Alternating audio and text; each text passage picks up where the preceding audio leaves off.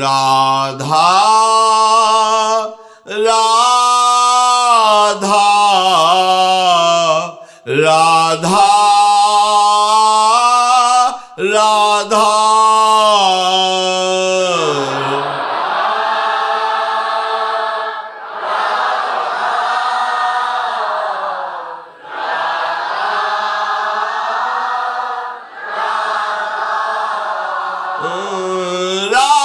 राधा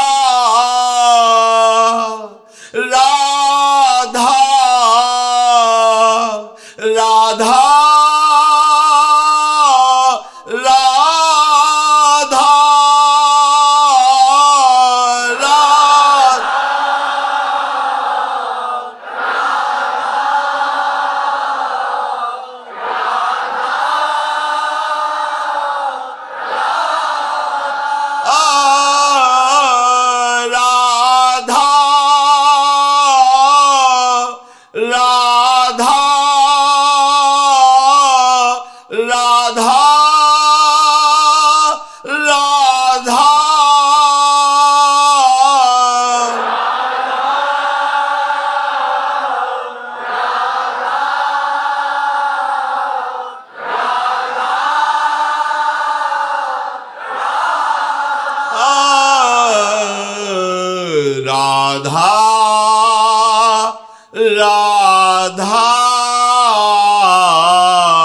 राधा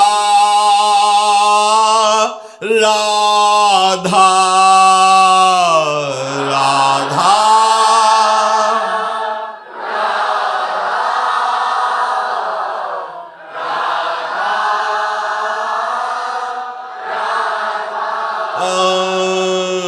राधा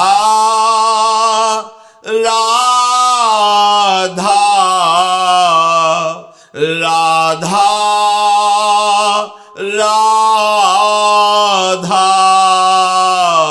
राधा राधा राधा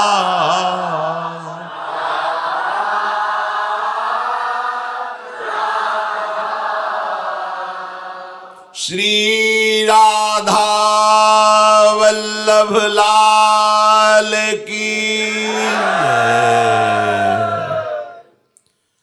परम सच्चिदानंद घन आनंद समुद्र प्रेम समुद्र ज्ञान वैराग्य भक्ति ऐश्वर्य अनंत शक्तियों के स्वामी प्रभु श्री कृष्ण चंद्र जो अर्जुन जी को निमित्त बनाकर ऐसे अमृतमय वचनों का उपदेश कर रहे हैं जो श्रद्धा विश्वास पूर्वक श्रवण किया जाए, एकाग्रता पूर्वक मनन किया जाए और अपना जीवन बना लिया जाए, अपनी धारणा बना ली जाए तो इसी जन्म में जीवन मुक्त परमहंसों का वो महासुख उसे स्वयं प्राप्त हो जाएगा। अन्य कोई चेष्टा नहीं करनी पड़ेगी। चेष्टाओं से भगवत तत्व का बोध नहीं होता, क्योंकि जितनी चेष्टाएं हैं वो सब प्रकृतिजन्य ही हैं। पर जब हम असत चेष्टा करते हैं तो हृदय मलिन होता है। हृदय मलिनता देहाभिमान को पुष्ट करती है, इसलिए हमें क्लेश दुख अशांति जन्म मरण रूपी बंधन प्राप्त होता है। और जब हम सत चेष्टा करते हैं तो हमारा हृदय निर्मल होता है और निर्मल हृदय में ही हम देख पाते हैं कि हम शरीर नहीं हैं, हम भगवद अंश हैं, भगवत स्वरूप हैं। अपने अंशी की तरफ उसका खिंचाव तभी होता है जब हृदय निर्मल होता है। एक बार चित्त का आकर्षण प्रभु की तरफ हो जाए और आप कुसंग ना करें व्यक्ति और वृत्ति का, तो फिर बहुत शीघ्र भगवदानंद का स्फुरण होने लगे। एक बार भगवदानंद स्फुरित हो जाए फिर आपको कोई भी नहीं रोक सकता, प्रभु के मिलन की आग लग जाएगी। ये मिलन की व्याकुलता इतनी सामर्थ्य रखती है कि कोई भी त्रिभुवन का माया जनित विकार उसको बाधित नहीं कर सकता, उसको परास्त नहीं कर सकता। वो अबाध भक्ति को प्राप्त हो जाता है। हमें अंतर्मुख होना पड़ेगा, केवल क्रियाओं के भरोसे नहीं रहना पड़ेगा। जो भी क्रियाएं हो रही उनका परिणाम है हृदय का निर्मल होना। निर्मल हृदय का स्वरूप है सतत प्रभु का चिंतन करना। मलिन हृदय में सतत भगवत चिंतन नहीं होता। वो प्रयास भी करे तो विषय चिंतन युक्त ही होता है भगवत चिंतन। लेकिन जो निर्मल हृदय का होता है उसका सतत भगवत चिंतन होता है। जिसका सतत भगवत चिंतन होता है वो भगवत स्वरूप हो जाता है। ब्रह्म विद ब्रह्मैव भवति, वो ब्रह्म स्वरूप हो जाता है। ये सतत भगवत चिंतन हमारा जो बाधित कर रहा है वो प्रकृतिजन्य सुख की आकांक्षा है। ये हमारे द्वारा ही स्वीकृत बाधा है। ध्यान दीजिए, माया कोई किसी एक व्यक्ति का नाम या किसी एक शरीर का नाम नहीं है, किसी क्रिया का नाम, किसी वस्तु का नाम नहीं है। हमारा भ्रम ही माया है। माया का स्वरूप कैसा? जैसे रस्सी में दूर से सांप जानकर हम भयभीत हो जाएं, ये माया है। हमें सांप दिखाई दे रहा है, फन काढ़े खड़ा है, वो हमें काट लेगा, हम नजदीक नहीं जा सकते। है कौन? रस्सी। ठीक ऐसे ही जैसे मरुभूमि में निर्मल जल का भास सूर्य की किरणों का जब बालुका में तेज पड़ता है तो ऐसा लगता है निर्मल जल भरा है। ये माया है नहीं, पर भास रहा है। ऐसे ही प्रकृतिजन्य सुख की आकांक्षा है नहीं, सुख भास रहा है। ये हमारी स्वीकृति से हुआ है। बहुत ध्यानपूर्वक सुनना है। हमारी गलत पर गलत स्वीकृति होती चली जा रही है। ना हम स्त्री हैं ना हम पुरुष हैं, हम एकमात्र सच्चिदानंद प्रभु के अंश हैं। तो हमारा भी स्वरूप सच्चित आनंदमय है। हम अपने स्वरूप को भूलकर गलती पे गलती करते चले जा रहे हैं। अपने को शरीर मान लिया, अपने को अंतःकरण मान लिया, अपने को इंद्रियां मान ली, और बस इन्हीं के दुलार में हमारे जन्म के जन्म व्यतीत होते जा रहे। इसका नाम माया है।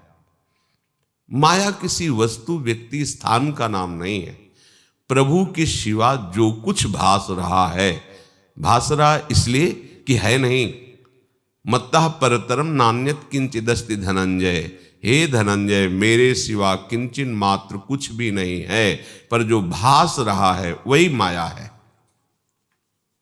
तो जब तक मायाकृत सुख की भावना करके आप इसमें विचरते रहेंगे, आप इसको भोगते रहेंगे, तब तक आपको भगवदानुभूति, प्रेम, ब्रह्मानंद, परमानंद ये केवल वाणी से आप कह सकते हैं, आपके अनुभव में नहीं आएगा। और जब तक अनुभव में नहीं आएगा तो मन को आप रोक नहीं सकते। निज सुख बिन मन होई की थीरा। जब मन को आध्यात्मिक सुख मिलता है तो रोकना नहीं पड़ता, वो पंग होने लगता है, वो खुद नहीं जाता है। जब आप सच्चाई से भगवत मार्ग में चलेंगे तो आनंद कहीं से आना नहीं है, अपना स्वरूप है। आनंद सिंधु मध्य तव वासा, आपका स्वरूप है आनंद। इसलिए श्री भगवान, कल इस श्लोक की चर्चा हुई थी, भगवान कह रहे हैं बाह्य स्पर्शे स्वसत्तात्मा विन्दत्यात्मनि यत् सुखम स ब्रह्मयोग युक्तात्मा सुखमक्षय मश्नुते। बाह्य स्पर्श,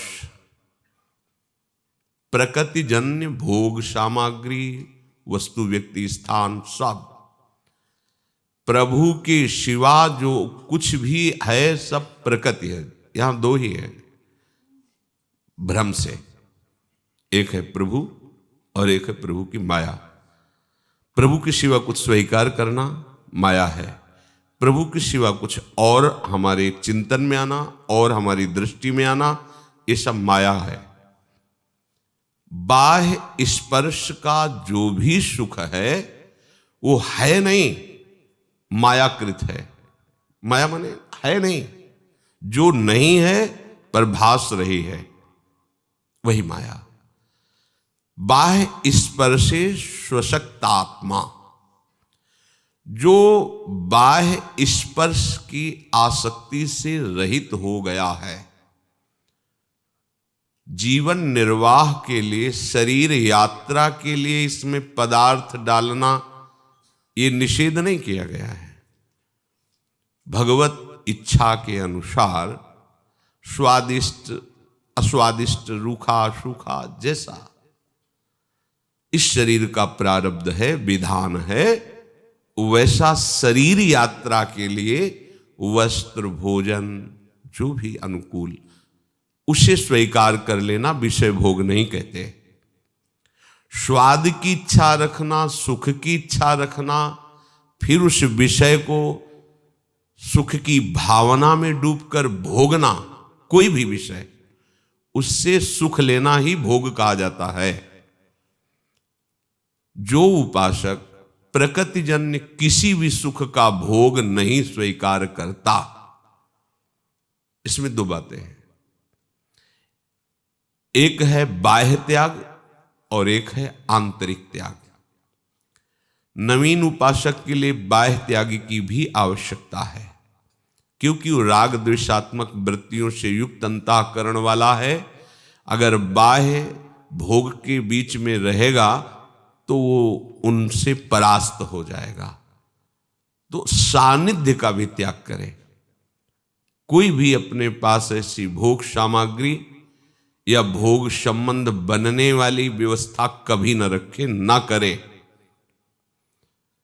इससे हृदय में तो भोगों का राग है, पर बाहर से भोग का त्यागी है। अभी सच्चा त्याग नहीं हुआ, पर सच्चे त्याग की तरफ कदम बढ़ाने वाला उपासक बाह्य पहले त्याग करे। अब वो बाह्य के त्याग से जो हृदय में ताप पैदा हुआ, क्योंकि हृदय तो जल रहा है, अब उस हृदय की जलन मिटाने के लिए उसको जो मार्ग मिला है उपासना का, नाम, वाणी, सेवा, लीला, कथा, गायन, श्रवण, वो इसके प्रताप से हृदय जनित जो ताप था राग युक्त या द्वेष, वो मिटा देता है। अब वो ऐसा उपासक हो गया कि ना हृदय से ना बाहर से किसी भी विषय सुख को स्वीकार ही नहीं करता।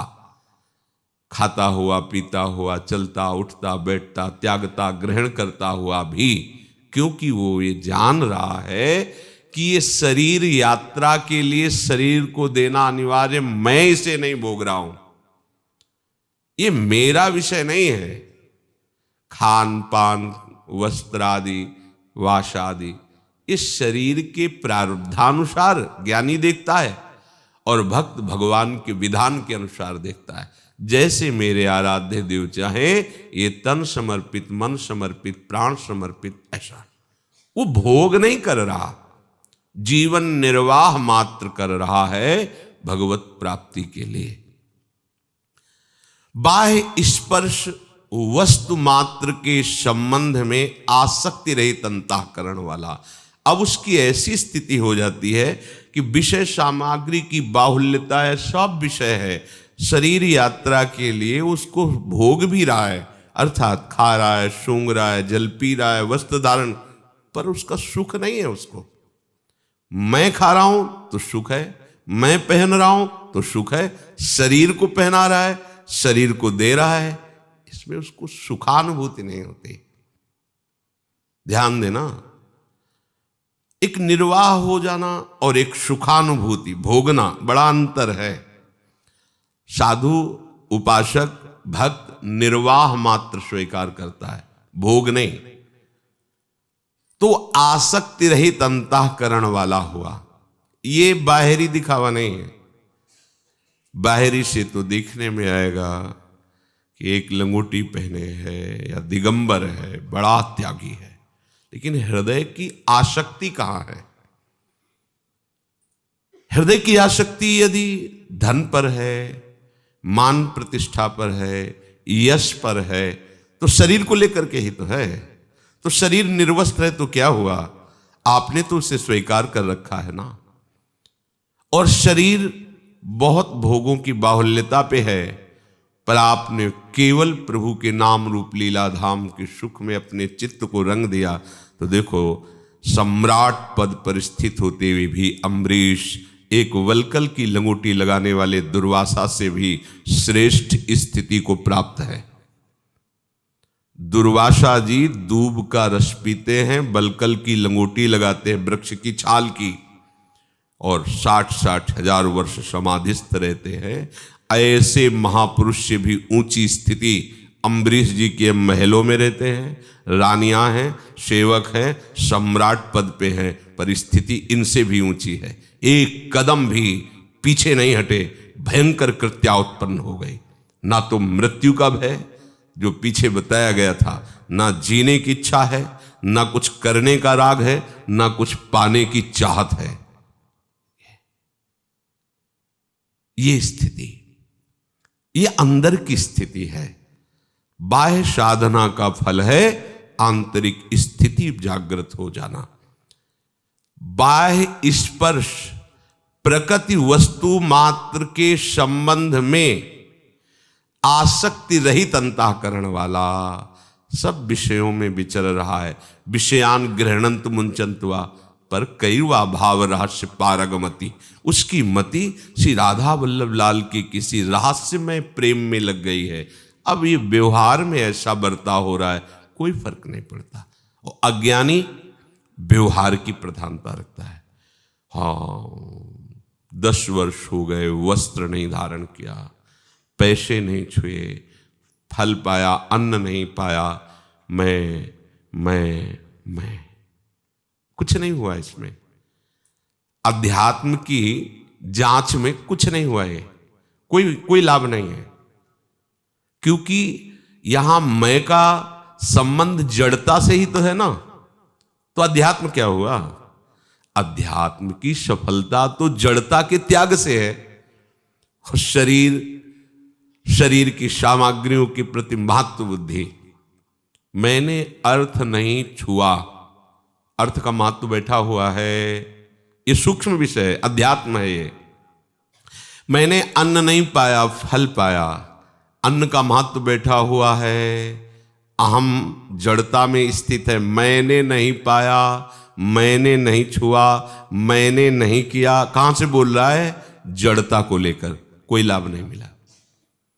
यह अध्यात्म है। बाहर के दिखावे को अध्यात्म नहीं कहते। अध्यात्म है अंतर की वृत्ति। बाह्य स्पर्श प्रकृति मात्र के संपूर्ण भोग, उनमें संबंध रहित चित्त, उनमें आसक्ति रहित अंतःकरण वाला सब सामग्री, सब भोग सामग्री, लेकिन कहीं किंचन मात्र उसमें सुख बुद्धि नहीं, उसमें भोक्ता भाव नहीं। तो बोले ऐसे अंतःकरण में स्वयं सात्विक सुख उत्पन्न हो जाता है, भागवतिक सुख उत्पन्न हो जाता है, और वो सुख में तन्मय होकर ब्रह्म भाव को प्राप्त हो जाता है, अभिन्न हो जाता है, भगवत स्वरूप हो जाता है। किंचन मात्र जीवत्व तो नहीं रह जाता। देह को लेकर ही जीव कहा गया है। जो जंतु नाम शब्द का प्रयोग किया गया है वो देहाभिमानी के लिए किया गया है। देह भाव रहित हुआ ब्रह्म भाव में। कब आया ब्रह्म भाव? ध्यान दीजिए, समस्त प्राकृतिक विषयों के संबंध में वो आसक्ति रहित चित्त वाला, अंतःकरण वाला आध्यात्मिक सुख को प्राप्त होता है। सात्विक सुख को प्राप्त होता है, भागवतिक सुख को प्राप्त होता है।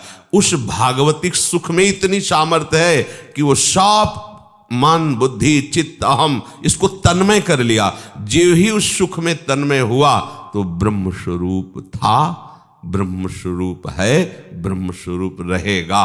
भूल करके उसने देह को स्वीकार करके देह धर्म से युक्त होने के कारण उसे जीव संज्ञा दे दी गई। जैसे रिक्शा चला रहा तो रिक्शा, टैक्सी चला रहा तो टैक्सी, ऐसे देह में तन्मय है तो उसे जीव कहा गया, उसे शरीरी कहा गया। एक तरह से उपहास है उस परमात्मा अंश का। शरीरी जड़ से संबंध मानने वाले को जीव कह दिया। नहीं, वो ईश का अंश पूर्ण है। पूर्णमदः पूर्णमिदं पूर्णात् पूर्णमुदच्यते। बोले वो ब्रह्म स्वरूप हो गया। अब उसको जिस सुख का अनुभव होता है, वाणी की सामर्थ्य नहीं कि उसका इशारा भी कर सके, क्योंकि जितने भी सुख हैं यहां से लेकर ब्रह्मलोक तक सब मायाकृत हैं। आ ब्रह्म स्तंभ पर्यंतम सर्वम मायामयम जगत, वो अक्षय सुख को प्राप्त होता है। वो सुख वही अनुभव कर सकता है जिसके हृदय में स्फुरित हो, वो वाणी का विषय नहीं। बाह्य स्पर्श रहित, उसी को प्रभु आगे कहते हैं कि जिन जिन विषयों के लिए तुम लालायित हो रहे हो भ्रमवश, वो दुखमय है, दुखमय है। बस केवल तुम्हारी मान्यता के कारण उसमें सुख भास रहा है, यही माया है। ये ही संस्पर्शजा भोगा दुख योनये एवते आद्यंतवन्तः कौन्तेय न ते सुरमते बुधा। हे कुंती नंदन, ये जो इंद्रियों से विषयों का संयोग किया जाता है, सब इंद्रियों से, इसमें जो तुम्हें सुख भास रहा है वो आदि अंत वाला दुख ही है। दुख योनया, योन माने जिससे प्रकट होता है। जितने भी विषय भोग हैं ये दुखमय हैं और दुख प्रकट करने वाले हैं। जब तक इन विषयों को कोई भोगेगा तब तक वो दुखी रहेगा, सुखी कभी नहीं हो सकता। आद्यवन्तः कौन्तेय न तेषु रमते बुधा। जो विवेकशील उपासक हैं, भगवत मार्ग के उपासक हैं, वो इंद्रियजन्य संयोग सुखों में कभी भी भटकते नहीं हैं, उनमें रमते नहीं हैं। शब्द स्पर्श रूप रस गंध, इसी में सारे भोग हैं जितने भी हैं। ये पंच तन्मात्रा है। श्रवणेन्द्रिय में जितने भी हैं संगीत आदि, सब शब्द के अंतर्गत आते हैं। कर्कश वचन, कठोर वचन, मृदु वचन, राग ध्वनि, सब शब्द के अंतर्गत आती है। स्पर्श, जितने स्पर्श सुख हैं, कोमल वस्त्र आदि और भी स्पर्श आदि, शरीरों का स्पर्श आदि, ये सब स्पर्श सुख के अंतर्गत आते हैं। रस, रसेंद्रिय से जितने भी प्रकार के रस ग्रहण किए जाते हैं। गंध, घ्राणेन्द्रिय से जितने भी प्रकार की सुगंध ग्रहण आदि आदि। शब्द स्पर्श रूप रस गंध, इसी में पूरी सृष्टि को कवर कर दिया गया। सब कुछ इसी में है। शब्द स्पर्श रूप रस गंध, 5 ज्ञानेन्द्रियां लेकर के मन इन्हीं में विचरा करता है। जो राग पूर्वक, बस देखो वही विषय एक भगवत प्राप्त महापुरुष सेवन कर रहा है और वही विषय एक विषयी पुरुष सेवन कर रहा है, दोनों में अंतर है। एक राग में बंधा हुआ उससे सुख मानकर भोग रहा है और एक शास्त्र आज्ञा के अनुसार जीवन निर्वाह के लिए, अंतर हो गया। वो परमात्म स्वरूप में और वो दुख स्वरूप विषय में आसक्त है। अंतर, दोनों एक ही चेष्टा से दिखाई दे रहे हैं लेकिन दोनों का अलग अलग क्षेत्र है। जो इंद्रियजन्य भोगों में सुख प्रतीत हो रहा है, उसे जो भोगने की इच्छा, उसी का नाम है भोग। उसे जो पाने की इच्छा है नहीं सुख। ये यही है जादू, यही है तमाशा भगवान की माया का। सुख नहीं है, बार बार भोग रहे, बार बार फिर अंदर से वही लालसा, वही कामना, फिर उसे भोग रहे हैं, फिर वही लालसा, फिर वही कामना। पूरा जीवन व्यतीत होता जा रहा है और उससे तृप्ति नहीं हो रही। इसका मतलब है नहीं, अगर होता तो तृप्ति मिल जाती, किसी को तो मिल जाती। इतिहास साक्षी, शास्त्र हैं, आप पढ़ के देख लो, किसी को नहीं हुई। सब असंतुष्ट हुए, सब रोए बाद में कि हमारा समय बर्बाद हुआ। चाहे वो उर्वशी के संग में श्री पुरुरवा जी हो, चाहे शुक्राचार्य पुत्री देवयानी के संग में महाराज ययाति हो, बड़े बड़े महामहिम ये सब बाद में रोए हैं। शास्त्र प्रमाण है, मैंने अपना समय नष्ट कर दिया, हाय कैसी भगवान की माया से मैं ठगा गया, आदि आदि। संबंध जन्य इंद्रिय जन्य भोग में कभी भी कोई भी तृप्त नहीं हो सकता और स्वतंत्र भी नहीं है। कहां स्वतंत्र है? नहीं, सब जो भोगी पुरुष हैं वो सब को भोगना चाहते हैं, जितने विषय सब केवल मैं ही भोग लूं। कहां स्वतंत्र है? सुख सुविधा मान बढ़ाई ये सब चाहते हैं, पर सबको कहां मिलती है? सब प्रयास में इसी में लगे, सबसे बड़ा सुखी हो जाऊं, सबसे बड़ा सम्माननीय बन जाऊं, मेरी ही बड़ाई केवल त्रिभुवन में हो, मेरे समान त्रिभुवन में कोई ना हो, सब यही चाहते हैं। पर क्या सबको मिलता है क्या? और जिनको मिल भी गया क्या वो सुखी है क्या? जिनको मिल भी गया है क्या वो सुखी है क्या? नहीं, उनकी और कामना बढ़ी हुई है। ये सब भोग है, मान बढ़ाई, प्रशंसा, सबसे बड़ा धनी बन जाऊं, सबसे बड़ा सुखी बन जाऊं, ये प्रकृति का भोग है। देखो मेरी ये बात है, ये मानना पड़ेगा। और जो लोग वाह वाह के हैं उसमें जो सुख हुआ ये भी प्रकृति का भोग है। शब्द स्पर्श रूप रस गंध, मूल समझ लो, इसी में पूरी प्रकृति विराजमान है। जो इन भोगों में अपनी मति फंसाए हुए है वो परमात्म सुख का अनुभव नहीं कर सकता। ध्यान दीजिए, शब्द स्पर्श रूप रस गंध, और यही आराधना में हमें समर्पित करके प्रसाद रूप से जब मिलती तो ये परमात्म प्राप्ति, ये शब्द ही तो है। राधा बोला शब्द ही तो निकला, ये क्या करेगा? ये प्रभु को भी अधीन कर लेगा। रूप ही है तो प्रियालाल का, जो रसिकों के हृदय में महासुख का वर्धन करता रहता है। प्रियालाल का उच्छिष्ट रसास्वादन में आता, प्रियालाल के श्रीअंगों की गंध, इत्र की, तुलसी जी की, पुष्प की, वो हमारे लिए प्रेम प्रदान करने वाली है। प्रभु के सिवाय किसी अन्य प्राणी, पदार्थ, परिस्थिति, अवस्था का जो भी सुख अनुभव करना चाहता है वो प्रकृति का भोग करना है। ध्यान दीजिए, प्रभु के सिवा, अर्थात हमारा पूरा जीवन प्रभु की अधीनता में, तो प्रकृति से स्वतंत्र हो गए आप। प्रभु के अधीन नहीं हुए तो प्रकृति के अधीन, दो में एक के अधीन रहना पड़ेगा। माया की अधीनता का परिणाम है पुनरपि जननम पुनरपि मरणम पुनरपि जननी जठरे शयनम, और समस्त द्वंद्वों के दुख को भोगना। और प्रभु की अधीनता का परिणाम है परम स्वतंत्र होकर निज सुख में बिलसना। प्रियालाल पराये थोड़ी है, निज है, ये निज है।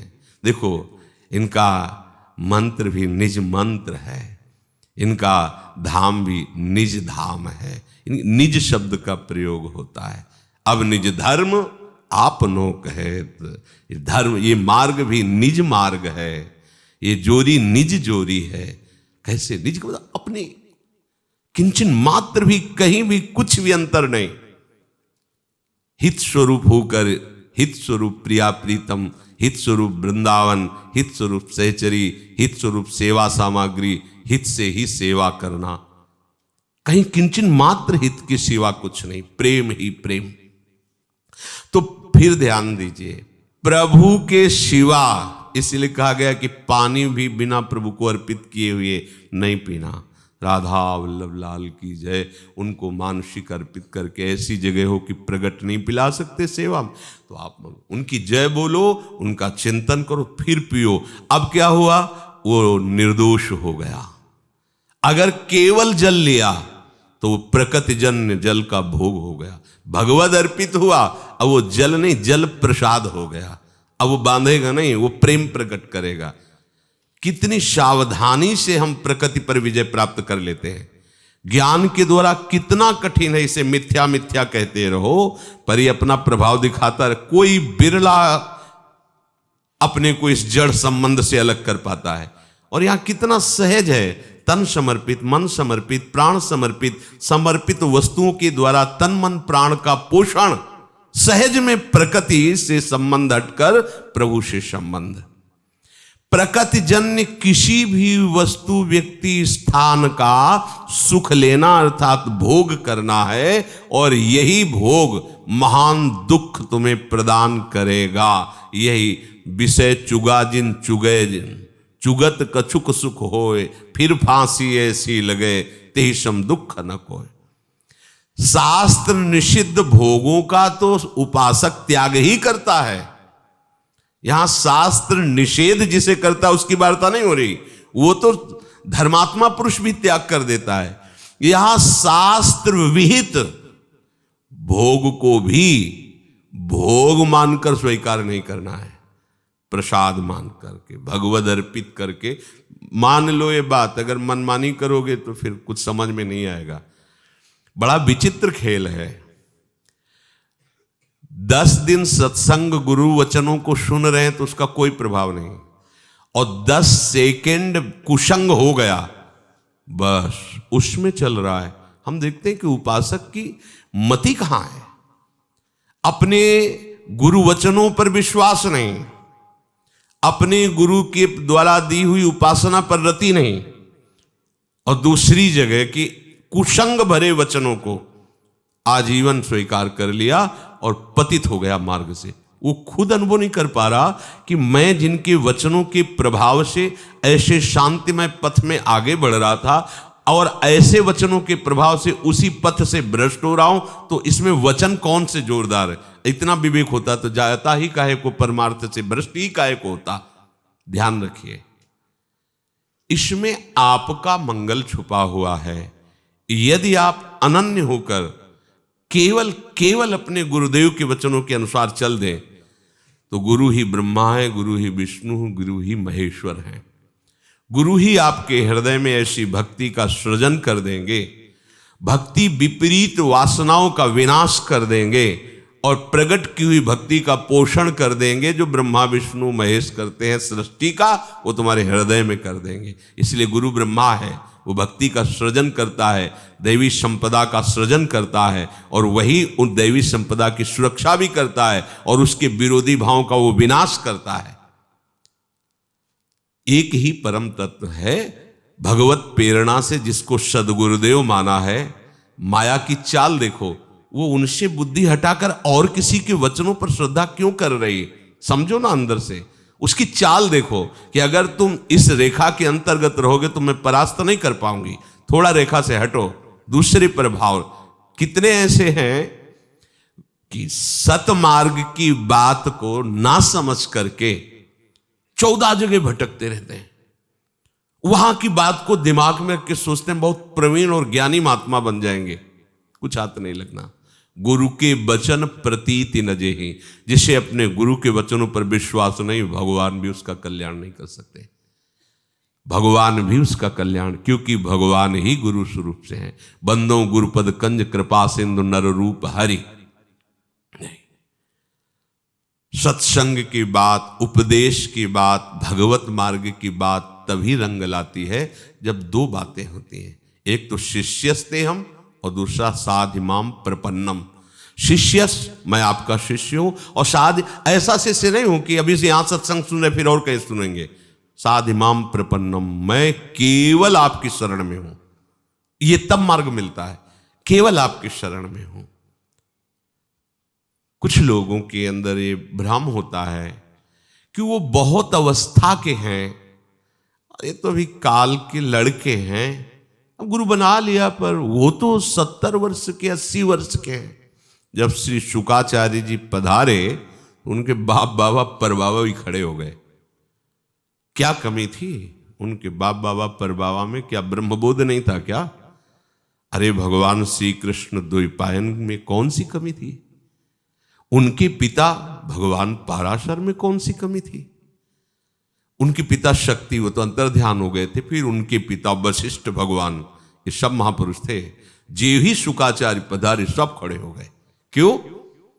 क्योंकि ऐसी निष्ठा, ऐसा वैराग्य और ऐसी ब्रह्म तन्मयता कि अभी गर्भ से प्रकट हुए हैं, एक बार भी पीछे मुड़ करके नहीं देखा, एक बार भी अपने माता पिता को नहीं देखा, और भगवत मार्ग में अग्रसर तो सब ने खड़े होकर उनका आदर किया, सत्कार किया।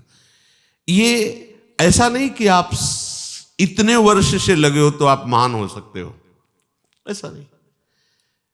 लाडली जो कब कृपा कर दे, जिससे तुम समझ रहे हो मूर्ख है, जिसे तुम समझ रहे हो किसी योग्य नहीं, वो ऐसा हो सकता है कि संपूर्ण संसार का उद्धार कर सकता है। क्योंकि सामर्थ्य तो हरि की है ना। मूकम करोति वाचालम पंगुम लंघयते गिरिम यत् कृपा तमहम वंदे परमानंद माधवम। उन्हीं हरि ने जब तुम्हें सद्गुरुदेव शरणागति दी तो तुम उसमें कहां थे? उन्हीं हरि ने तो दिया। उन्हीं हरि के विधान पर तुम्हें विश्वास नहीं, उनके वचनों पे विश्वास नहीं, तो भटकना ही भटकना है। क्योंकि विश्राम तो वही मिलना जहां हरि ने निश्चित किया है। हरि ने जो निश्चय किया है ये हरि का निश्चय है, क्योंकि वही गुरु रूप से आकर स्वीकार किए, वही आपको प्रेरणा देकर वहां तक पहुंचाए, वही आपका विधान बनाए। अब माया का विधान लागू आप पर नहीं हो सकता। यदि हरि के विधान पर आप चल रहे हैं और हरि के विधान से फिसले तो माया का विधान लागू हो जाएगा। ये इसलिए स्मृति आई कि यही बात जब किसी उपासक को बताया तो उसके निज जन ने उनको वीडियो भेजा जो शास्त्र विरुद्ध आचरणों का उपदेश करते हैं कि खूब भोग भोगो और समाधि को प्राप्त हो जाओ। आज तक कहीं भी ब्रह्म ऋषियों के वाक्यों में, कहीं भी शास्त्र के किसी सूत्र में कहीं ऐसा नहीं पाया गया, कहीं भी। और भगवान के वचन है तस्मात् शास्त्रम प्रमाणम ते कार्याकार्यो व्यवस्थितो। बात वही मानी जाएगी जिसका प्रमाण शास्त्र में, मनमानी यहां बात भगवान की भी नहीं मानी जाती। भगवान के अवतार बुद्ध भगवान होने पर जो हमारे शास्त्र सम्मत बात नहीं हुई, नहीं मानते, नहीं मानते। शास्त्र सम्मत बात है तो किसी की भी बात हो माननी है। तस्मात् शास्त्रम प्रमाणम ते। अब गुरु उपदेश कर रहे हैं कि जितने भी प्रकृतिजन्य संयोगजन्य सुख तुम्हें भास रहे हैं ये सुख नहीं है। और शरीर के संबंधी जन कि काहे को इतना कष्ट तुम सह रहे हो। महाराज जी की सब बात मानने योग्य नहीं है, क्योंकि उनके सामने हमने उनको डांटा कि तुम कोई भी ऐसी अपने हाथ से क्रिया नहीं करोगे, क्योंकि हमारा सिद्धांत जो उसके विरुद्ध आचरण नहीं करोगे। वो उनको सपोर्ट कर रहे हैं। वो निज जन है, वो निज दुश्मन है कि निज जन है, जो हमारी इंद्रियों को भोगों में रत करके हमारे मन को उत्साहित करके गुरु आज्ञा का उल्लंघन करवा के धर्म विरुद्ध चलावे, उसी को तो कुसंग कहते हैं। चाहे वो कोई हो, कोई भी हो, कोई भी माता पिता भाई बंधु कोई भी हो, हमारे परमार्थ का उत्साह नष्ट कर दे, वो कुसंग ही है। बहुत से ऐसे, कल जैसे बताया था, किसी की निंदा स्तुति की बात नहीं, आप इसमें प्रभावित हो सकते हैं कि इतने वर्ष पुराना साधक है और जब इसकी ये, तो क्या आप समझते हो बाहरी वेश बदलने से कोई पुराना साधक हो जाता है क्या? अरे आंतरिक उद्देश्य बदला नहीं उसका तो पूरा जीवन व्यतीत हो गया, उससे क्या होना है? उद्देश्य बदलो, एक दिन में परिवर्तन नजर आएगा। अगर व्याकुलता पैदा हो जाए तो एक सेकंड में अनुभव हो जाएगा, क्योंकि अनुभव किसी दूसरे का नहीं करना है। वो निज स्वरूप है, हमारी आत्मा है, कोई और थोड़ी है। आत्मा हरिवंश प्रगट परमानंद, प्रगट परमानंद स्वरूप हमारी आत्मा है, हमारे आराध्य देव। बस ये बात समझ में नहीं आती, गुण दोषों में फंसे रहते हैं। हमें गुण दोषों की चर्चा सुनने में अच्छा लगता है, गुण दोष रहित होकर परमात्मानंद का लक्ष्य नहीं बना, इसीलिए ये यहां बैठना, वहां बैठना, यहां जाना, वहां, कहां जाना है? अरे आना जाना मिटा दो तो आना जाना मिट जाएगा। कहीं नहीं जाना, किसी से नहीं मिलना, बस अपने आप से मिलना है। असंगोहम पुरुषा, वो अपने कौन है? प्रिया प्रीतम है, वही अपने आप है और कोई नहीं है। कहां जाना है? भाग के देख लो, खूब भाग चुके हैं, बैठ जाओ, विश्राम कर लो, पायो परम विश्राम, बस श्यामा श्याम श्यामा श्याम। इससे बड़ा क्या तुमको उपदेश होगा? नाम जप ना करो, संयम से ना चलो, प्रभु को अर्पित प्रसाद ना पाओ, मनमानी ऐसे ही स्वाद के लिए इंद्रियजन्य भोगों में दौड़ते घूमो, फिर कहोगे कि हमें इतने वर्ष हो गए, हमें कोई लाभ नहीं मिला। लाभ मिलेगा यहां की आज्ञा का पालन करने से। पास रह रहे हो, आज्ञा का पालन नहीं करे तो क्या होगा? उसी पारस मणि जो ढेर सारा सोना बना दे, उसी को अपने उदर में लिए हुए है वो डिबिया, लेकिन वो लोहे की है। क्यों? बीच में रुई का पर्दा है। क्या हुआ? पारसमणि को अंदर लिए हुए और बिल्कुल सोना नहीं बन पा रही। क्यों? क्योंकि रुई का पर्दा लगा हो। रुई हटाओ, देखो सोना हो जाएगी। ये जो अपना आग्रह, दुराग्रह, अभिमान, अपनी बात बुद्धि में बैठाले हुए, इसको हटाओ, फिर देखो आलय बन बसत संग पारस के आयस कनक समान भयम। ऐसे परिवर्तन होता है रसिक संग से। तो बोले आप रसिक हो, आपके संग से परिवर्तन नहीं। रसिकों की पंक्ति में बैठे हुए हैं। हम रसिक हैं कि नहीं तो हमारे गुरुदेव जाने। हमारी श्री जी, हमारे लालजू जय घोष कर रहे हैं कि परम रसिक हैं, रस समुद्र होते हुए परम रसिक हैं। हमारे आचार्य चरण परम रसिक शिरमौर हैं।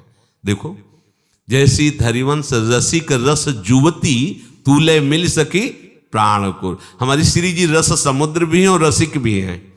और लालजू जैसी हरिवंश रसिक नव रंग पिय, ये प्रीतम कहते रसिक है। और क्या है? रसघन मोहन मूर्तिम। ये दोनों रस समुद्र हैं और रसिक हैं।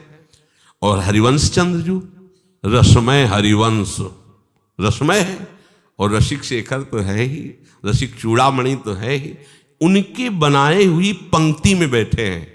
जहां अमृत पिलाया जा रहा था तो वहां सब ऐसे चुल्लू पिलाने वाले प्रभु थे, तो यहां झोली फैला के पंक्ति में बैठे हैं और बांटने वाले हरिवंश चंद्र जो हैं, और जो बट रहे हैं वो हैं प्रिया प्रीतम। तो प्रिया प्रीतम जब बांट रहे हैं हरिवंश चंद्र, तो रूप देख रहे हैं कि गुण देख रहे हैं? क्या देख रहे हैं? केवल पंक्ति में है, बस ये देख रहे हैं।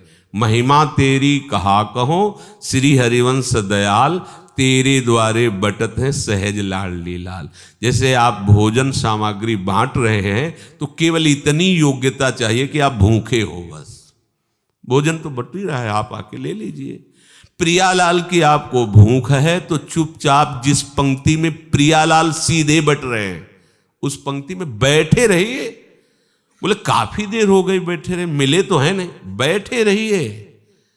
अगर इस जन्म में झोली में अंतिम श्वास तक वो आ जाते हैं तो करोड़ों जन्म की साधना से जो बात नहीं बननी वो बन जानी है। और अगर अभी हमें नहीं समझ में आ रहा तो भी हम जहां बैठे हैं, हमें रोज प्रियालाल देख रहे हैं, उनके घर में बैठे हैं, कहीं बाहर हैं। इस पंक्ति का तात्पर्य है हम उनके दरवाजे पे बैठे हुए हैं। महिमा तेरी कहा कहो श्री हरिवंश, तेरे द्वारे। और ये द्वार ऐसा है कि आज तक कोई खाली नहीं गया है। तेरे दरबार की आली निराली शान ये देखी, सखावत खुद तेरी गलियों में चक्कर काटते देखा, फैलाया हाथ जिसने तेरे दरबार में आकर, तुझे देते नहीं देखा मगर झोली भरी देखी। निज महल टहल नव कुंज की, नित सेवक सेवा करनम, निस्दिन समीप संतत रहे, तो श्री हरिवंश चरण शरणम। ये आपको पता भी नहीं चलेगा और मिल जाता है और मिल गया है। निज महल टहल, आप जिसमें लगे हुए कहां लगे हैं? महल टहल में। इसे ऐसा मत मानिए कि इसका फल महल टहल मिलेगी। ये महल टहल ही है, करते करते तुम्हारे नेत्र मार्जन हो जाएंगे और दिखाई देने लगेगा। अभी जो छवि दिखाई देती है वो साक्षात शोभा सिंधु प्रिया प्रीतम झलकने लगेंगे। पर जब तक आप प्रकृतिजन्य भोगों के भोक्ता बनेंगे तब तक ये केवल बातें हैं परमार्थ की। अनुभव में नहीं आएगा, ध्यान रखना। बातें बना लेने में तो अच्छा कोई भी कह सकता है हम सिद्ध हैं।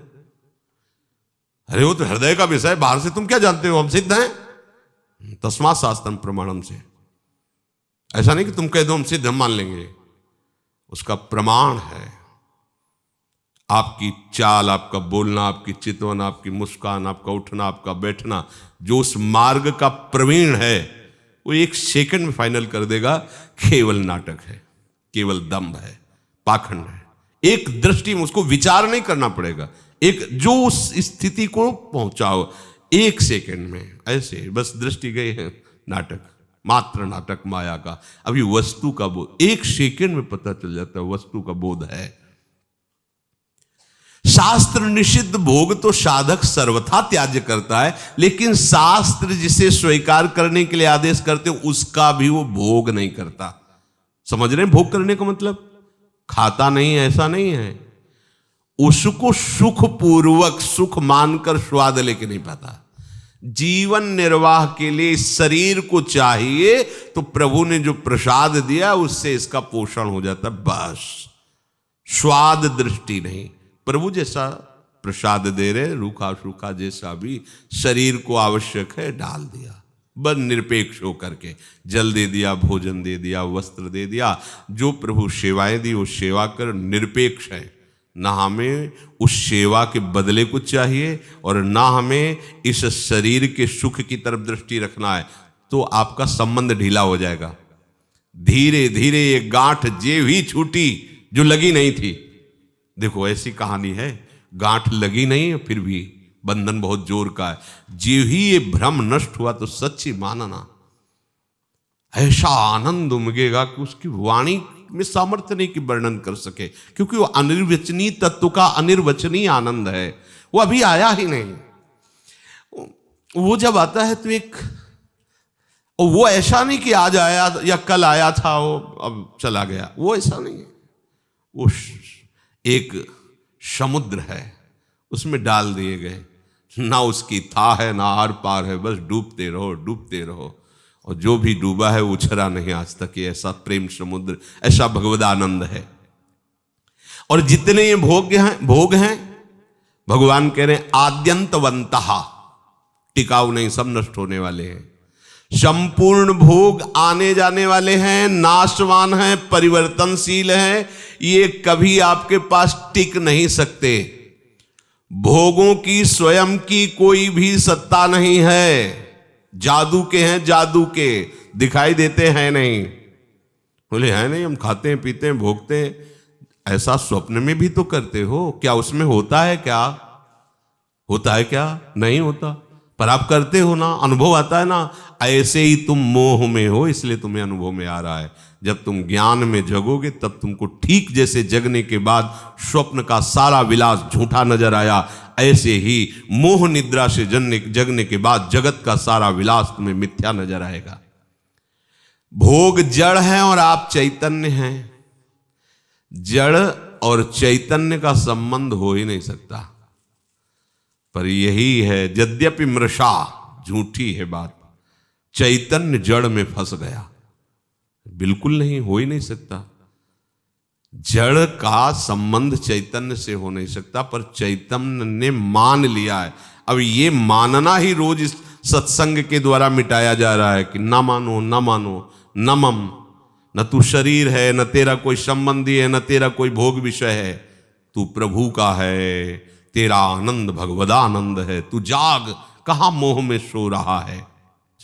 जीव जिसे सुख समझ रहा है वो भगवान कह रहे दुख योनया, जो पास रहने वाले थे प्रभु उनकी तो उसे याद नहीं आई, उससे तो कभी मित्रता ही नहीं की, और जिनसे मित्रता की वहां पास कोई था नहीं, और जो शरीर प्रिय है वो छोड़ के जा रहा है। अब क्या स्थिति उस जीव की तरफ सोचो क्या है। फिर जाके किसी नई वर्दी में, फिर नई पोशाक, नया खेल शुरू। अब इतनी अच्छी वर्दी नहीं मिलेगी, ये जो पोशाक मिली है मनुष्य शरीर की, ये बार बार नहीं मिलती। हाँ, अगर आप उपाय कर रहे हो, चूक गए हो, फिर आपको मिलेगा, क्योंकि आपने अच्छा कर्म किया, चूक हो गई, चलो आगे। अगर आप उपाय ही नहीं किए हो तो प्रभु भी देखते कि हमने अपनी तरफ से मनुष्य शरीर दिया और ये भोगों में नष्ट कर दिया। कोई भी भोग, वो महात्मा भीष्म जी काशी नरेश की 3 पुत्रियों को स्वयंवर में जीत कर लाए थे। जो कुल परंपरागत सम्माननीय राजा लोग थे वो इधर ब्याह के लिए हिचकते थे। वो इतिहास है। भीष्म जी को जब पता चला कि यहां स्वयंवर का निमंत्रण ही नहीं दिया गया, हस्तिनापुर जो वीर हैं उनके लिए किसी निमंत्रण की जरूरत थोड़ी होती। वहां समस्त राजा लोग आश्चर्यचकित हो गए, किसकी ताकत है कि भीष्म के सामने कोई खड़ा हो सके। तीनों राजकुमारियों का स्वयंवर से अपहरण करके लाए और वहां कहा कि मैं इनको राज सिंहासन पर आरूढ़ विचित्र वीर के लिए ले जा रहा हूं। ये नहीं कि मैं ले जा रहा हूं, उन्होंने कहा कि मैं सिंहासन की तरफ से हूं हस्तिनापुर के और इनको उनके लिए ले जा रहा हूं। प्रसंग में अंबाजी का अलग चरित्र है। वो इतनी सुंदर राजकुमारियां थीं, विचित्र वीर जी की मृत्यु हो गई उसी राग में। महाभारत में लिखा हुआ है, आप देख लीजिएगा। अभी कुछ ही समय ब्याह का हुआ था, इतने रागी हो गए, मर गए। वो राजक क्षमा रोग हो गया था, उसमें लिखा राजक क्षमा रोग हो गया। और वो कोई भी भोग हो, चाहे शरीर का हो चाहे वस्तु का हो, कोई भी, भगवान कह रहे हैं दुखालयम है ये, और ये ही संस्पर्शजा भोगा दुख योनय एवत। ये केवल दुख ही मिलेगा इसमें तुम्हें। आज तक किसी को सुख नहीं मिला किसी भी भोग में। अच्छे से समझ लो, रोज सुबह सुबह पढ़ाया जा रहा है ये। इसमें आपकी जो अनंत जन्मों से रति है, इसको आपको ना मानना होगा। नहीं है सुख इसमें, ना मानना होगा। मानने से तुम्हारी दुर्गति हुई, ना मानने से सदगति हो जाएगी। प्रभु को ना मानने से दुर्गति हुई, संसार को मानने से। संसार को तुमने माना तो इसमें देखो कितना तुम फंस गए। प्रभु को नहीं माना तो देखो कितना तुम्हारी दुर्गति होती जाए। संसार को नहीं मानना, प्रभु को मानना है। हमारी अभी जो दुर्गति होती, प्रभु को नहीं माना, संसार को माना है, हमारे दुर्गति कारण है। मानने से बात बन जाएगी। तुम स्वयं चेतन हो, जड़ शरीर नहीं हो। इसलिए ये जो दुख योनय भोग हैं, विवेक से इनको छोड़ दो, नहीं तो पूरा जीवन लग जाएगा। जब 18-20 की अवस्था थी तो ऐसा नहीं कि कोई हमारा हृदय पत्थर का था। हमारा हृदय भी प्राकृतिक ही है, इसमें भी कामादि वेदनाएं। लगता भगवान ये कब नष्ट होगा, व्याकुलता जो उसकी वेदना प्रकट होती। हमें मन में था कि 30-40 की अवस्था में समाप्त हो जाता होगा, क्योंकि ये यौवन अवस्था का है। तो चलो, तो एक दिन 92 वर्ष के थे वो, बड़े सत्संगी थे, वयोवृद्ध थे, ग्राम प्रधान भी थे, और वो आया करते थे कभी कभी। तो एक दिन एकांत में कहा कि देखो बाबा, आप हमारे पिता के तुल्य हैं। ये मत समझना कि हम किसी विनोद या उपहास के लिए पूछ रहे हैं, ये हम अपने अनुभव के लिए पूछ रहे हैं। आपकी अवस्था कितनी? उनका 92 वर्ष की। तो उनका आपके अंदर विकार की स्थिति क्या है? उनका ब्रह्मचारी जी, विकार की स्थिति तो शरीर काम लायक नहीं, पर मन की हम दशा देखते हैं, वो जैसा बचपन में था वैसा ही आज है। अब हमें भय लगा कि ये हमारी सोच भी गलत है कि 40 के बाद खत्म हो जाएगा। फिर परमहंस जी श्री ओंकारानंद सरस्वती जी, बड़े अमृत में ब्रह्म स्वरूप, बड़ी अपार श्रद्धा उनके चरणों में, क्योंकि उनको देखा है, उनकी स्थिति देखी है। उनसे प्रश्न, तो उनका बेटा इतना भयभीत होने की जरूरत नहीं है, तुम इसे स्वीकार क्यों किए हुए हो? अपने में स्वीकार करना ही अपना पतन करना है। इनको अस्वीकार करो। ये चाल उन्हीं से मिली। शायद है कि उन्हीं के वचन से युक्ति अंदर गई। नहीं, हमारी सामर्थ्य नहीं थी कि समझ पाए। पढ़ा तो शास्त्रों में, लेकिन समझ नहीं आ रही थी। उन्होंने कहा, इसको तुम स्वीकार क्यों कर रहे हो कि मेरे अंदर काम है? तुम चैतन्य घन परमात्मा के अंश, तुम्हारे में काम प्रवेश ही नहीं कर सकता। तुम अंतःकरण को क्यों स्वीकार किए हुए हो? धीरे धीरे इसी सूत्र ने, जब कभी जलन, जब कभी ऐसा होता तो बचने का उपाय मिल जाता। मेरे में नहीं, फिर विवेक के द्वारा उसको शासित करना। अगर इसे अपने में मान लिया तो फिर शासन नहीं हो सकता। कोई भी विकार कभी किसी को सुख नहीं पहुंचा सकता। कोई मोहासक्त है, कोई लोभासक्त है, कोई क्रोधासक्त है, कोई कामासक्त है। यही तो षड विकार नाना प्रकार के बंधनों में डालते हैं। जितने भी संबंध जन्य सुख हैं, सब के सब दुख स्वरूप है, दुख के उत्पत्ति स्थान है। संबंध जन्य सुख मत भोगो तो दुख कभी तुम्हें छू नहीं सकता। अभी कल हमको किसी ने बताया था, तो बोले वो नौकरी करते थे प्लास्टिक फैक्ट्री में, और वो पाइप फट गया, पूरा प्लास्टिक जो द्रवित प्लास्टिक के ऊपर, बोले जिंदा जल गया। वो चिंतन तो हुआ ना। तो अब जैसे अपने लोग दूसरे जीवों को जला के खा रहे ना, ऐसे पैर बांध दिए उनको भूंज रहे, तुम्हारे पैर भी नहीं बांधे जाएंगे, जिंदा भूंज जाओगे। कर्म तुम्हें बख्शेगा नहीं, ध्यान रखना। दुख यो नया, रसेंद्री के स्वाद के लिए तुमने उन असमर्थ पशुओं को, पक्षियों को अपने स्वाद का कारण मान रहे हो, उनके मांस को। ठीक है, ले लो, मान लो इस जन्म में तो तुम ऐसे हो, लेकिन पीछे जन्म में तुमने किया ना, तो क्या परिणाम आया? प्लास्टिक, और वो भी द्रवित, मतलब गर्म पिघली हुई, सीधे पूरी है। वो कितना कष्ट हो। थोड़ी देर तदात्म होके देखो कितना एक दिन वो फूल लगा रहे थे ना, तो ब्लूगन जिसे आप चिपकाते हो, जरा छू गई तो एकदम ऐसे कह रही ये क्या है? तो बोले तो गरम प्लास्टिक ही तो है, उसमें हल्की सी गरम एकदम, जिसमें आप फूल चिपकाते हैं। वो जरा पूरी द्रवित प्लास्टिक ऐसे गिर गई। अब बोलो क्या हुआ? मर तो गए हो, लेकिन कितना कष्ट उनको हुआ होगा। ये कर्म आया। देखो तुम भूंजे ना उसके पैर बांध के, या ऐसे बांध के और खाए, अब देखो तुम्हें पैर भी नहीं बांधने पड़े। वो कर्म ने कैसे एकदम पूरा पाइप फटा, ऊपर पूरा गिरा, ले हो गया। सावधान दुख यो नया। अभी समझ में नहीं आ रहा तो मन मौज ले लो, मस्ती कर लो। ये मस्ती तुम्हारे लिए इतनी महंगी पड़ेगी, कोई साथ। अब बोलो कौन है वहां? परिवार, कोई भी, कोई धन संपत्ति, कोई भी साथ दे, पूरे शरीर में प्लास्टिक, गरम प्लास्टिक से पैक। कितना भयानक कष्ट, कितना भयानक कष्ट। ये एक कष्ट, ऐसे अनंत कष्टों को भोगना पड़ता है जीवों को। अब फिर नया जन्म होगा, उसको भूल जाएगा कि ऐसा पीछे कष्ट मिला था। जैसे अपने लोग मां के गर्भ से निकले तो कितना भयानक कष्ट, लेकिन याद है क्या? सब लोग वहीं से निकले, कोई नहीं याद। भगवान याद दिला रहे हैं, दुख यो नया। किसी भी प्रकृति जन्य, अगर मुक्त होना है दुखों से, प्रकृति जन्य संयोग जन्य सुखों को मत भोगो, मत स्वीकार करो, तो तुम्हें कभी दुख भोगना नहीं पड़ेगा, पक्का। जब आप किसी वस्तु के भोगने की भावना करते हैं तो उसका अभाव प्रतीत होता है। अगर ये भोग मिल जाए तो मुझे, उसकी शुरुआत ही दुख से हो रही है, जलन से हो रही है, और उसके संयोग प्राप्ति में तुम्हारी जलन होने के कारण सुखानुभूति हो रही है, उसमें सुख नहीं है।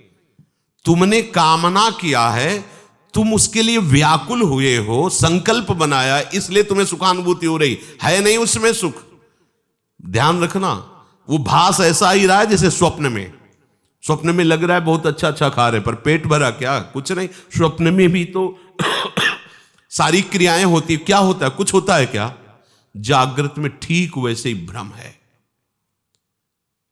अगर तुम्हें उस सुखद वस्तु का भावना बने कि सुखद है, तो आपको कभी भी दुख नहीं मिल सकता। पर हम पहले किसी भी वस्तु, आज पूरा प्राणी समुदाय चेष्टा केवल सुख के लिए कर रहा है, केवल सुख के लिए। परिणाम सबको दुख मिल रहा है। जो प्रभु की तरफ चले वो धीरे धीरे दुख से निवृत्त होते हुए परम सुख की तरफ जा रहे हैं। भले आज शरीर दंड भोग रहा है पीछे के कर्म का, लेकिन आगे प्रकाश है, क्योंकि भगवत मार्ग में चल रहा है। वस्तु के अभाव का दुख जितनी जोर का होगा, मिलन में तुम्हें उतनी ही सुखानुभूति होगी। ये ब्रह्म ऋषियों का मनन है। वस्तु के भोग का जितना गाढ़ चिंतन होगा उतने ही तुम्हें उस भोग में सुख लगेगा, है नहीं? लगेगा। और जितना तुम उसमें सुख अनुभव करोगे उससे अनंत गुना बढ़ के तुम्हें दुख मिलेगा। ये सिस्टम है, ये है नियम है। इसीलिए देख लो, सब दुखी हैं, सब शांत हैं। भोगी व्यक्ति कभी सुखी नहीं हो सकता, दुखों से बच नहीं सकता, क्योंकि जितने भी भोग है सब दुख योनया, भगवान कह रहे हैं। भगवान के दुखालयम, यहां दुखालयम में तुम सुख भोगना चाहते हो, भगवान कह रहे हैं दुख योनया, हट जाओ, शरीर राग से हट जाओ, केवल जीवन निर्वाह मात्र, धर्म रक्षा के लिए, कर्तव्य पालन के लिए उचित शास्त्रीय विधान के अनुसार भोगों को स्वीकार करो, इसी जन्म में आनंदित हो जाओगे। अगर आप केवल भोगों में ही सुख मान करके रत हो तो परिणाम ताप संस्कार दुखैर गुण वृत्ति विरोधाच दुखमेव सर्वम विवेकिनः। तुम्हें 3 प्रकार के दुख वर्तमान में ही भोगने पड़ रहे हैं, देख लो। परिणाम दुख, पीछे जो कर्म किए उनका परिणाम भोग रहे हो। परिणाम दुख और ताप दुख और संस्कार दुख, ये 3 सुख भोगने वाले को भोगना ही पड़ता है। देखो, सुख भोगने वाले के लिए लिखा है, जो संसार में सुख भोगने की वृत्ति लिए हुए उनको ही अपने आप 3 दुख भोगने पड़ते हैं। परिणाम दुख, ताप दुख और संस्कार दुख। संपूर्ण विषय भोग आरंभ में सुख रूप सबको प्रतीत होते हैं। कोई भी कर्म जब हमारा बनता है तो उसमें हमारा लक्ष्य होता है सुख। कोई न कोई ऐसा कर्म बना जो सुख के लिए हमने पाप कर्म किया, सुख भोगने की भावना से पाप कर्म बना, और वही कर्म आकर के दंड देता है। ध्यान रखना, चाहे कोई हो, कोई भी हो, कितना भी बड़ा महापुरुष हो, इस शरीर रचने के समय उसके उस कर्म संस्कार को रचा गया है। इतनी अवस्था में तुम्हारे ये रोग होगा, इतने ये प्रारब्ध भोग है, ये आएगा, अपना रूप विस्तार करेगा।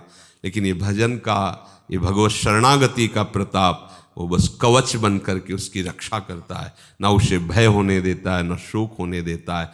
अब ये शरीर छूटा, पीछे सब गोदाम में आग लग गई, अब उसमें एक भी कर्म ऐसा नहीं जो जग सके या नवीन हमें बंधन दे सके। खत्म। आगे जो कर्म हो रहे हैं भगवद अर्पित हैं, वो खत्म। प्रारब्ध जो है धीरे धीरे खत्म होता जा रहा है, और उसको कैसे भुगवा रहे? कृपा कवच से। सत्य कहते हैं, अगर प्रियाजू की शरण में ना होते तो रोज हम ऐसे जलते जैसे कि तवा में रोटी सेकी जाती है, ऐसे जलते और मनाते कि ये शरीर छूट जाए तो अच्छा है। मनाते। कहाँ इतनी अर्थव्यवस्था, कहाँ ऐसी सेवा, कहाँ ऐसा हृदय की विश्राम स्थली, कहाँ हृदय को लगाते? किस पर लगाते? जिस पर लगाया था वही धोखा दे रहा था। क्या होता थोड़ी देर भी तो बिल्कुल एकदम जैसे जल में कमल का फूल रहे, ऐसे प्रियाजू रख रहे। संपूर्ण विषय भोग आरंभ में सबको सुख रूप प्रतीत होते हैं, और वही कर्म, वही विषय भोग परिणाम में महान दुख प्रदान करता है। एक सत्य घटना, ब्याह हुआ, पत्नी आई, तो जैसे परस्पर स्त्री पुरुष आसक्त हो जाते ऐसे पति आसक्त हो गया।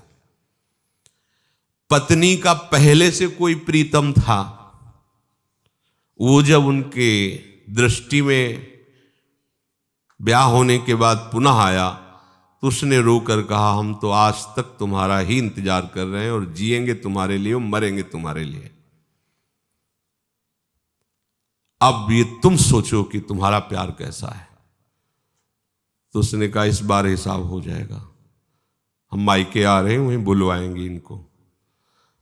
मायके गए और वहां से फोन किया कि आपके बिना हमारा दिन नहीं कट रहा, माता पिता तुरंत भेजेंगे नहीं, आप 1-2 दिन के लिए आ जाइए। आ गए। वो जो बहुत ज्यादा चिपकती है, नाक मुंह में लगा दिया उसको, फेब्रिक है, और उससे, हाँ क्विक, क्या, हाँ वही, नाक जैसे खवा पिया के लेटा दिया और मित्र को बुला लिया और नाक में और मुंह में वही भर दी, वो मिनट में एकदम जाम गए। ये सत्य घटना। क्या हुआ, कहां सुख है, किसमें सुख है? अब वो एक अलग जेल में, एक अलग, एक मरा और दोनों अलग अलग जेल में, तीनों का जीवन नष्ट हो गया। क्या हुआ? सुख भोग की लालसा। देखा? अब अगर हम ऐसे ना समझाए तो लगेगा भगवान कह रहे दुख होने आए, ऐसे दुख होने आए। धर्म से चलोगे, भगवत भजन करोगे, धर्म के निर्वाह के लिए विषय स्वीकार करोगे तो आप सदैव सुखी रहोगे, इस लोक में भी और परलोक में।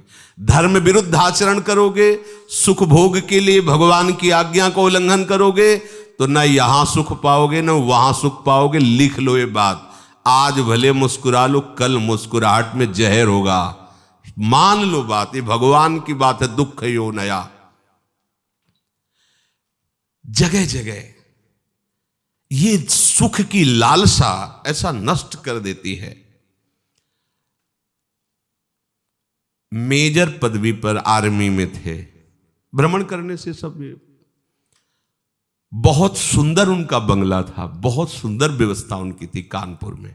सामने मिठाई की दुकान थी, पंजाबी शरीर था उसका, सामने मिठाई की दुकान। अब वो आर्मी के तो 4-4, 5-5 महीने बॉर्डर में ही लगे हुए हैं, तो उसका उससे मित्रता हो गई मिठाई वाले की दुकान से। गेटमैन रहता उसके यहाँ, पर जब मालकिन का आदेश है तो गेटमैन क्या रुकेगा। अच्छा, वो जब आते थे तो सूचना दे के आते थे कि 1 महीने की छुट्टी या 2 महीने की छुट्टी, तो सावधानी हो जाती थी। उन्होंने सूचना दी नहीं, अचानक आ गए, उधर से निकलना हुआ होगा, सोचा होगा आज रात यहां रुक जाते हैं फिर चले जाते। तो गेटमैन ने कहा साहब अंदर नहीं जा सकते।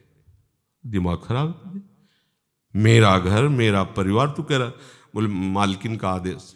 एक थप्पड़ जमा, मालकिन का आदेश। अब गेटमैन की कितनी ताकत, जैसा सिखाया गया था वैसा, और उसको तो पता नहीं था। वो अंदर जाके तो उसने कहा ऐसा तो हम सोच भी नहीं सकते थे कि आप दोनों थे, दोनों ने मिलकर उसका वो ही मार दिया, आर्मी के मेजर को, और गाड़ दिया वहीं। बड़ा ऐसा मकान, वैसे वो पहुंचा नहीं। वहां सरकारी जांच हुई, कहां से कैसे क्या पता चला। 1 दिन के लिए घर गया था, वहां से फोर्स आया, गेटमैन से पूछा तो उनकी पिटाई एक अलग कोटि की होती है। वो 1 मिनट में बताया, हाँ साहब आए थे, अंदर जाते देखा, बाहर निकलते नहीं देखा।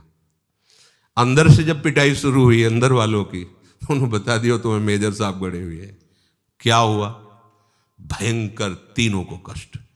एक को पत्नी के राग में मृत्यु दंड मिला, मार दिया ना दोनों ने मिलकर, और दोनों को ऐसे सरकारी आदमी के मारने के लिए उनको दोनों को सजा मिली। क्या सुख, दुख यो नया। और ये कार्य कैसे हुआ था? सुख भोगने के लिए।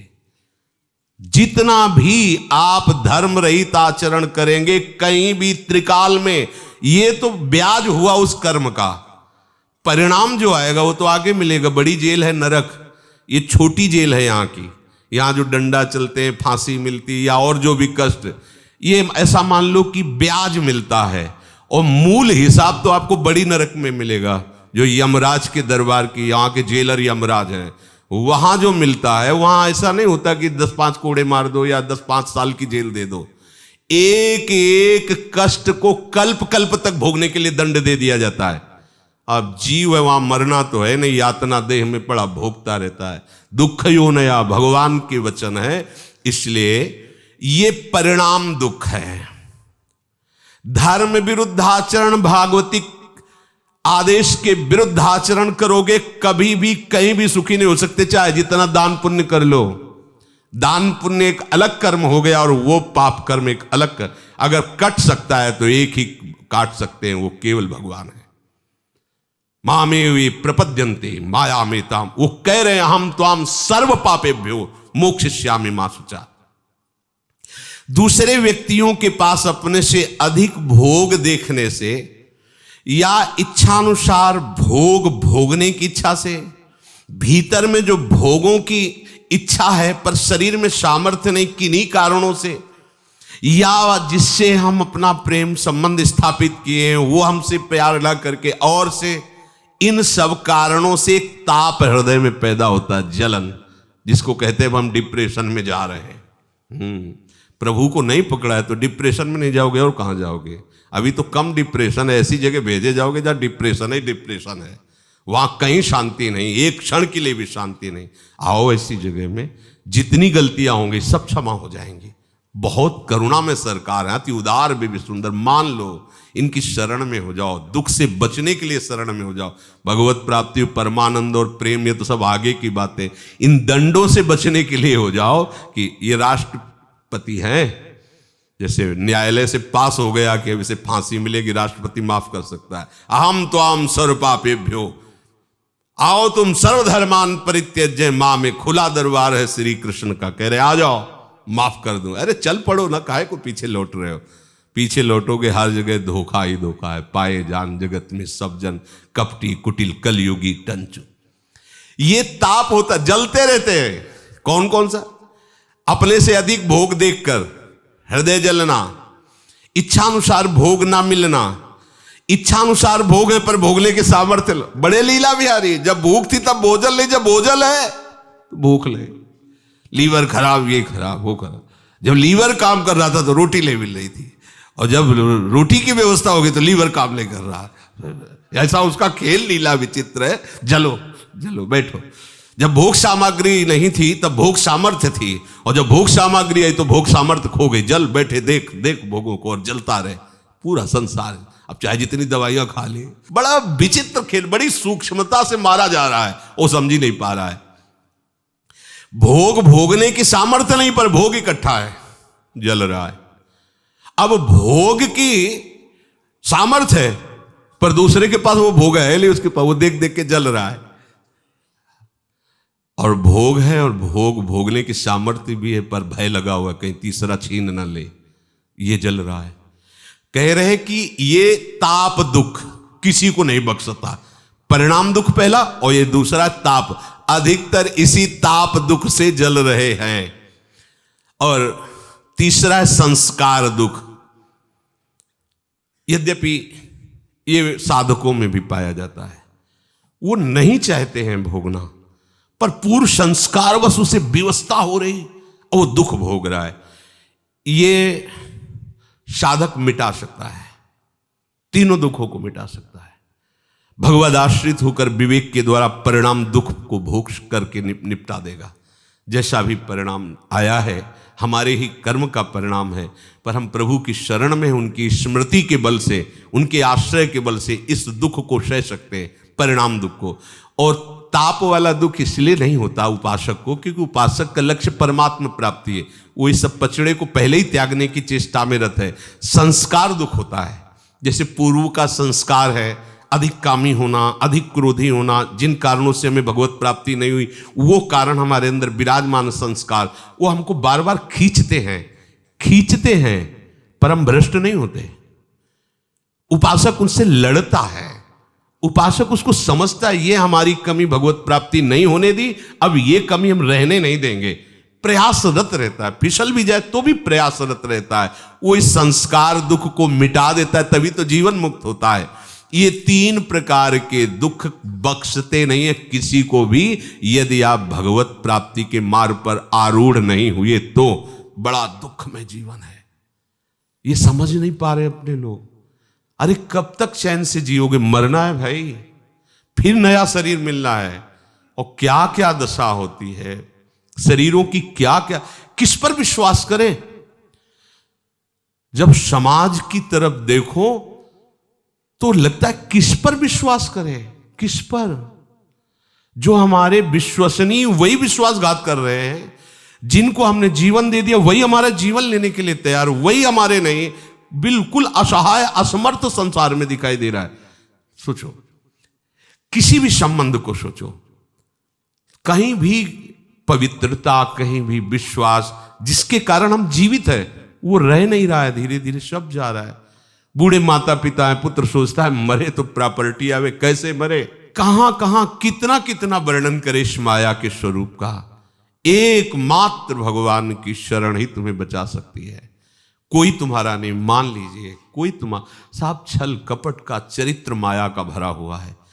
अगर आप थोड़ा भी भजन करेंगे तो आपको समझ में आने लगेगा, और भजन नहीं करोगे तो ये सुनने के बाद वहीं रति होगी, विरति नहीं हो सकती, वैराग्य नहीं हो सकता। यही भगवान की माया है। वो मार पीट करके बाहर निकाल देंगे, दरवाजे पे बैठे रहोगे, लेकिन आपका हृदय उन्हीं के लिए रोएगा, उन्हीं के लिए रोएगा। यही माया है भगवान की, यही भगवान की दैवी माया ऐसी विचित्र है कि हम जानते हो हमसे कपट कर रहा है, जानते हो हम अपने धर्म का पालन न करके मुझे निकाल रहा है, बूढ़े माता पिता, लेकिन वो उन्हीं के लिए रो रहे हैं। अगर उनसे कहें चलो उनको डांटते उनको दंड देते तो कहेंगे नहीं, हम कष्ट सह लेंगे, पर हम यहीं दरवाजे पे बैठे, ये मकान मेरा बनाया हुआ है, हम वो मकान कैसे बेच दें? बाप दादा का पूरा जीवन लगाकर हमने उसको बनाया है। ये भगवान की विचित्र माया ऐसी ऐसी दुर्गति की हुई है कि वो जान रहा है फिर भी ले निकल पा रहा है। इसलिए भाई हरिशरणम हरिशरणम, भगवान की शरण होकर अपना काम बना लो। शेष चर्चा आगे। श्री राधा वल्लभ लाल।